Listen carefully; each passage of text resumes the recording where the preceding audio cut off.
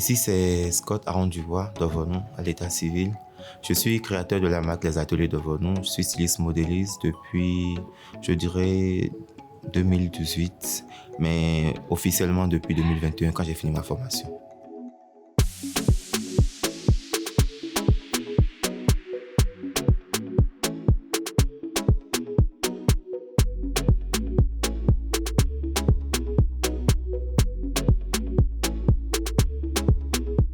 Depuis l'enfance, je dessinais des croquis et les parents n'étaient pas très partants pour cela. J'ai fait la comptabilité à l'ENEAM et après j'ai fini à ESM Bénin où j'ai fait le marketing et la communication. Après, j'ai commencé par travailler, mais j'ai plus abandonné parce que j'aime pas qu'on m'impose le style de travail. Dans le sens où j'aime pas travailler sous la pression, j'aime être chef de moi-même, j'aime être dirigé par moi-même. Donc, je pense en 2018 ou en 2019, je me suis lancé dans une formation de teinturerie où j'ai fait la teinture et ma première collection était Étincelle.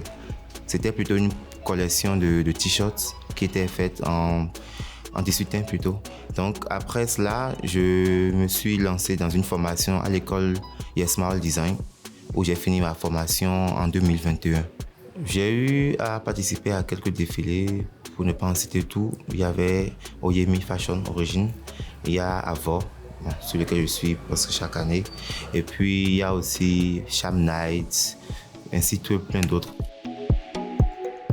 Chaque styliste a son domaine, a son secteur et a son empreinte. J'aime beaucoup plus tout ce qui sort du commun, tout ce qui, je ne vais pas dire extravagant, mais tout ce qui est assez original, assez atypique.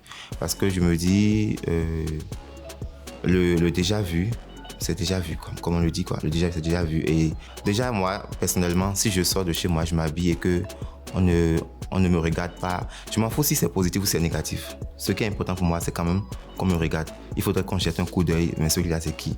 Déjà, juste le coup d'œil, franchement, ça me dit que bon, j'ai fait quelque chose de plus. Ça peut être après négatif ou positif, quand même, j'ai quand même attiré l'attention de la personne. Donc, je me dis, chaque pièce qu'on crée, chaque pièce qui se fait, il faudrait ajouter quelque chose de particulier en cela. À la base, initialement, je ne voulais pas des apprenants. J'avais commencé avec des ouvriers, je ne voulais pas des apprenants.